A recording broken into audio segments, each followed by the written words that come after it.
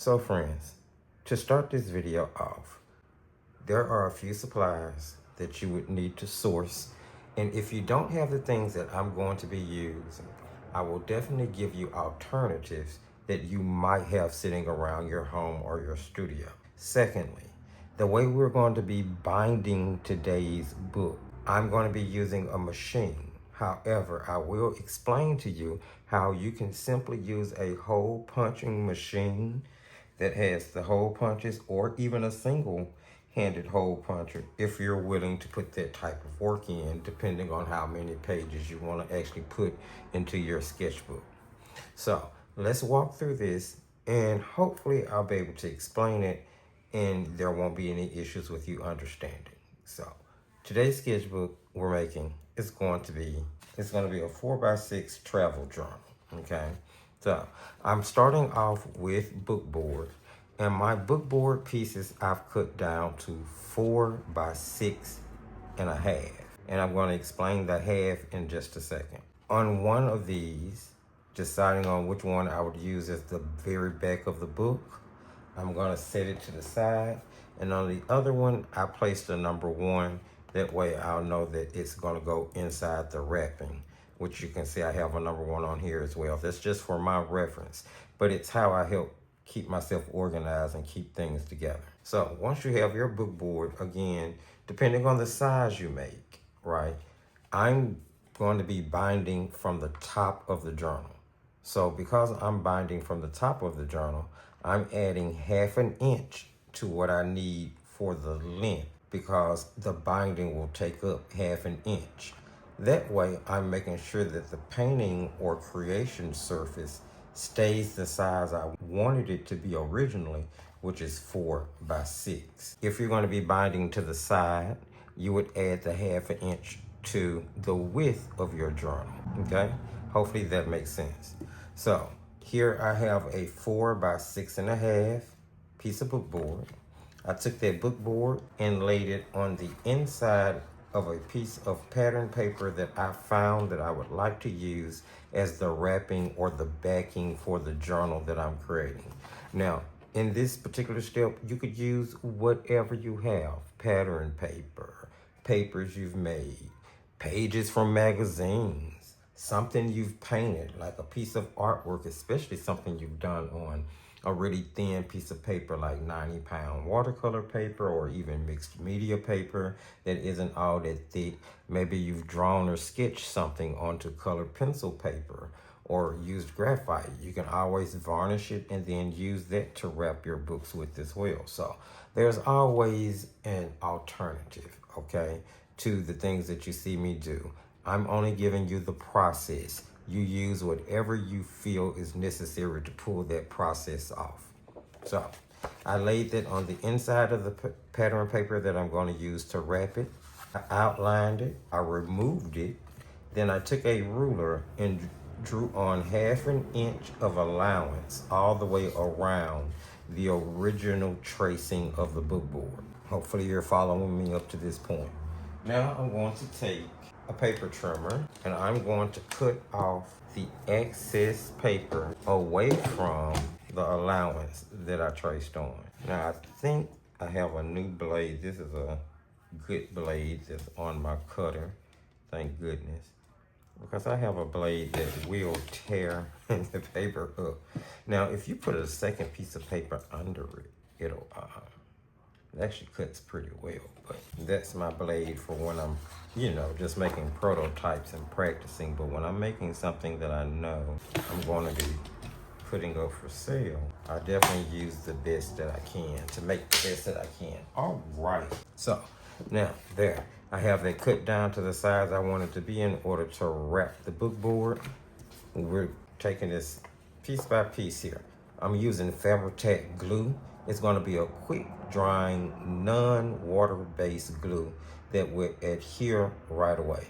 If you are going to be using a water-based glue, most of them are PVA, which are white in color, and they will warp the paper once you apply it. Be sure to smooth it out as best you can, and then place it under something heavy, giving it time to dry before you proceed to the next step. Each time you do something, you want to do that technique if you're using water-based glue. Now I'm going to lay this down on the inside of the square that I have there. And once I have that aligned, I know that's going to go ahead and dry, so I'm not going to even worry about it. I'm going to move to the next step where I grab a pair of scissors and I'm going to miter the corners. I'm basically cutting away the extra paper from the corner of the book board, like so. I'll do it all the way around. Now there's a couple things here. You can take this extra paper and you can throw it away if that's what you want to do. You can put it in your little scrap bin, use it for later on another project if you want to, or you can actually add it to your project in each corner of the book board. So once you wrap the book board, if you missed anything on the corner, this is going to help hide it. So I'm going to go around and put all of these down like so. And that's just a neat little trick to help you make sure that all your corners are nice. Yep. Now, if you wanted to ink your edges, you could. I'm not going to ink anything in this particular step because I am about to turn down the size of everything. Okay, now I'm just going to turn it up on its side and train each side of the paper to wrap around the book board. I'll put glue on the book board and then glue it down. And that's how simple it is.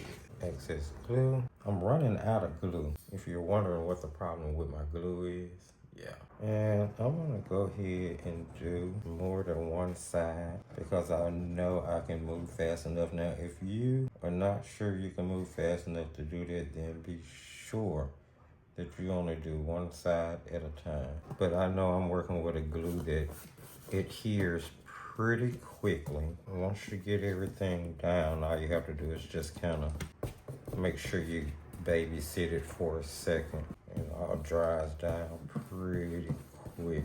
And sometimes with this glue, actually the longer you wait to stick it down, the more adhesive it'll be right away. And I'm not really worried about the way it looks on the inside because we're going to be covering this. Right now, all I'm worried about is that those sides are all sticking down. And now you can see what putting that extra paper on the inside helped to do.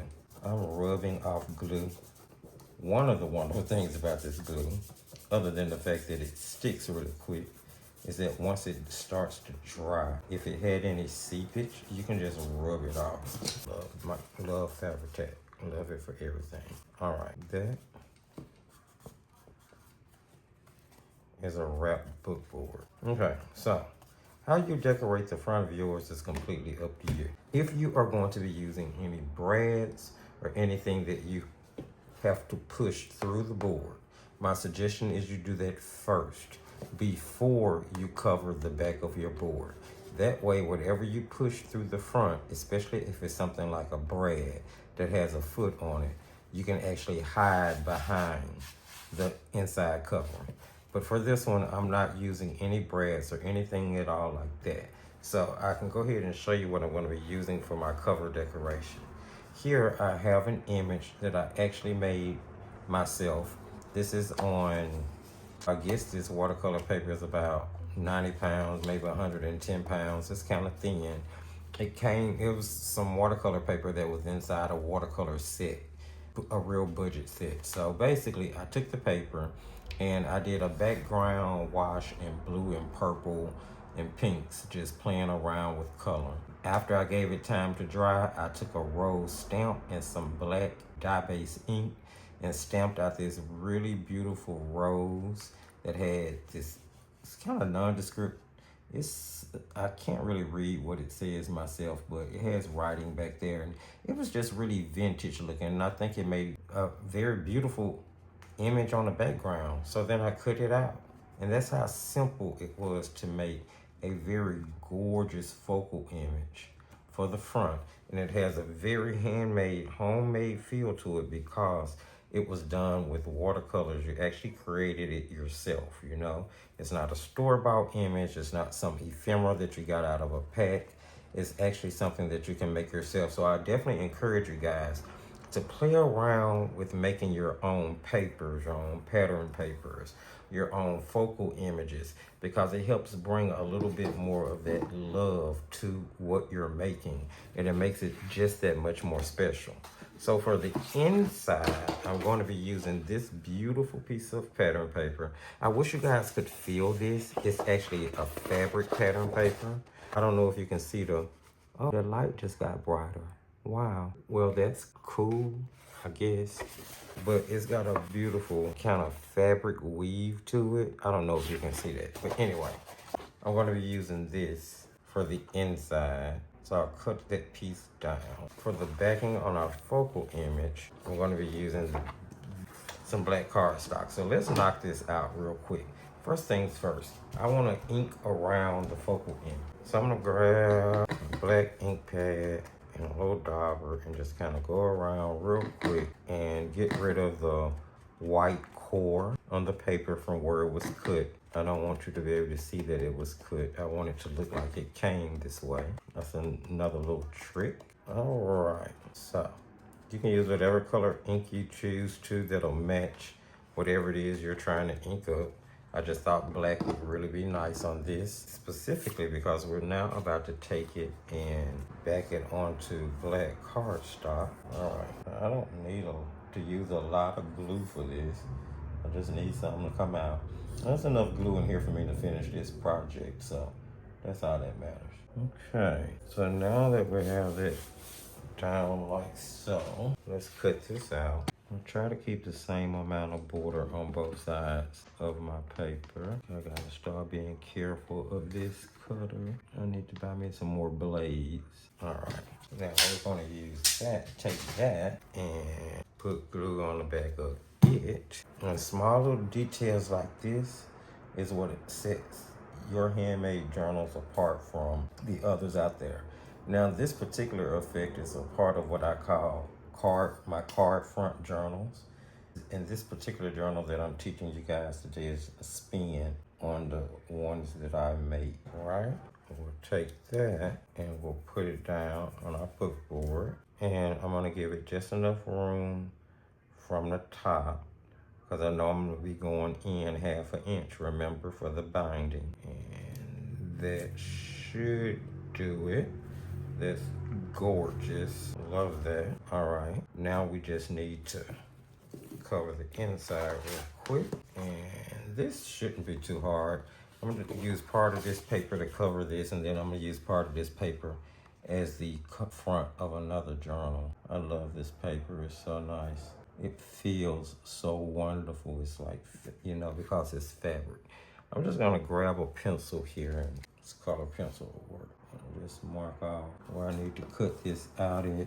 Okay, and I'll grab the cutter again. It's gonna be a long video, longer than I was anticipating it being. Let's see, I'm gonna cut this out here, and then here.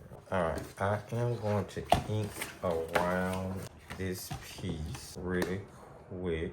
Not too much, because I want it to dry quickly. Once it goes onto the journal, I don't want any ink to disturb any of the watercolor paper in the journal.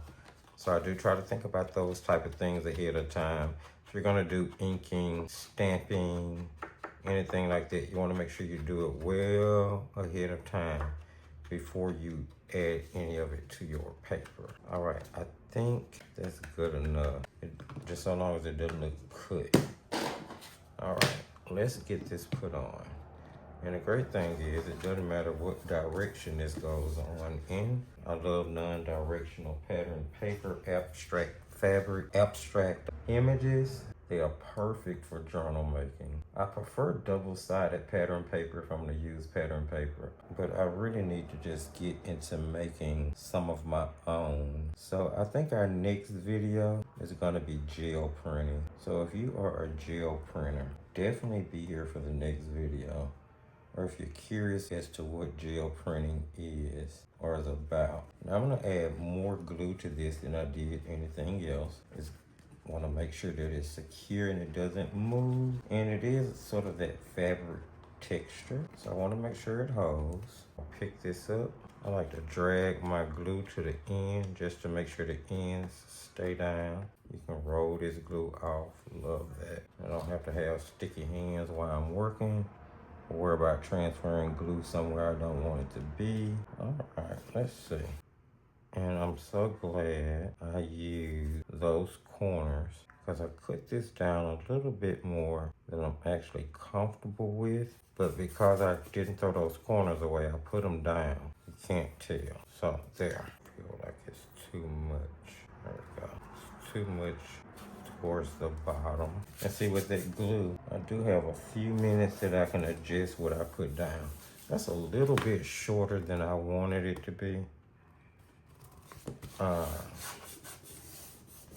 it's okay.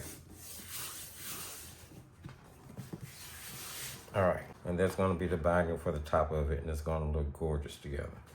This the back of it. Once I put the papers on.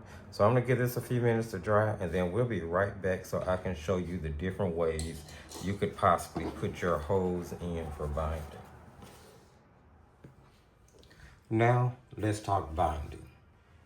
I'm going to give you a couple of ideas right here, just in case you don't have a Clinch machine like I do, of ways you may be able to go about putting the hose into everything that you're working with. Now, I'm using what's known as Clinch binding. It's basically a ring binder that you use a machine to push close. You could use your hands, I guess, if you really took your time and you were really careful. And I'll be honest, it'll probably take a couple of tries to get it to close and look right using the hand. But I'm not gonna say it can't be done. I'm just gonna say I've never done it. But here's what you could do if you're gonna be hand closing, because if you don't have a Clinch machine, you would have to hand close. If you want to do it that way.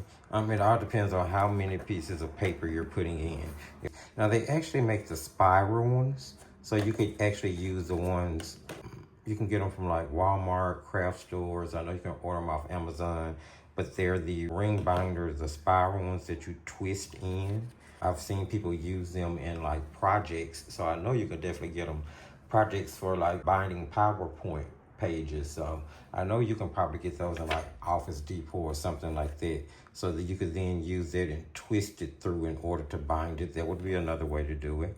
But what I was going to show you is that you could take the ring binder or the Clinch binding and line it up, to where you want the hose to go. Then use something to mark where you want those holes to be. And I would take it about 1/2 inch in, somewhere in there, and then grab yourself a hole puncher and punch where the holes are supposed to go.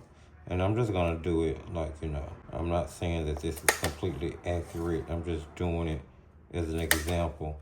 You kind of punch where your holes are gonna go. And I would do this on like a piece of cardstock to begin with, and then use that cardstock as the template and lay it against every other piece of paper in order to punch the holes. So, it would take a little time, but that would be a way you can get the holes in the top of everything. If you have a hole puncher like this, the ones that do for like ring binding, so to speak, you could actually just use it. Wait, is that how it goes in? I think I might have it locked. Hold on, let me figure out how to unlock it. So you can tell I don't use it on a regular basis. There we go. And then you could just like put the holes where you need it to be. Okay, so hopefully all of that made sense, and you'd be able to work out a way to bind your book. So I'm going to be doing Clinch binding. So to do all of this, I need the Clinch spiral, my book cover, the back to my book, and I need my signatures, which I've already cut down. And each page is 4 by 6.5 to match so that everything matches, everything lines up measurement wise. That way my surface will be 4 by 6. Because if I had cut it to 4 by 6 and then did the clinching, I would have lost about 1/2 inch, and it would have made it 4 by 5.5 for the painting surface. And I wanted the painting surface to actually be 4 by 6, so I cut it to 6.5. All right. So now all I would do is use the Clinch machine. Now, if you guys never seen this, I'll show you real quick. This is basically what the book is gonna look like put together, and it'll have the ring binding in the top. Now, I'll show you the machine I'm gonna be using. I'm not gonna go through the process, but I'll just show you what a Clinch machine looks like. This is what I'll be using in order to do the binding. So I'm gonna bind it, and then I'll be right back. All right, friends, here we have our finished sketchbooks, flip tops, love them. 4x6 painting surface, front and back, 48 pages. So this is how they turned out. And this is what I mean by Clinch binding that makes a ring. And if you don't know, basically the Clinch machine puts the holes in evenly and then closes the rings so that everything will be bound together. You know, it's a pretty simple, straightforward machine. Not anything that I really had to show. But again, you could use the screw-in ones, get the ones that are about 1 inch wide, and you can screw in and then cut it off, and that would work. I know Office Depot, Home Depot, Staples, office supply stores carry those on a regular basis in many different sizes. So those will probably be the most easily accessed.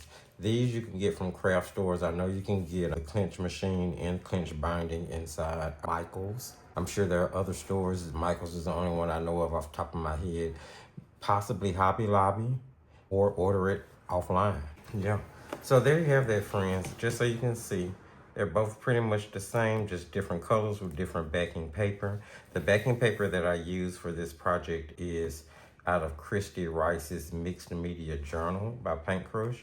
So yeah, you can repurpose all types of different supplies to make these. The inside of each one is a little different. This one has that fabric filling paper. This one has black cardstock that has gold stenciled or gold stencil on the front, and that's gold acrylic. And then of course, you have the backing for each one of them. So there you have that, my friends. Really quick, really straightforward, to the point. Hopefully you enjoyed that. Hopefully you can take the process and apply it to something you're doing in order to make your future sketchbook, your future junk journal, or whatever you are doing in your paper crafty world. Friends, if you saw anything that you like, don't forget to give the video a thumbs up. You can jump in the comments section and let me know what you thought of today's video, today's project, and that you pick up on anything that you'll be able to apply to your future sketchbook or junk journals. Check the video description for all relevant links. And with that, my friends, I'll say, alchemy complete.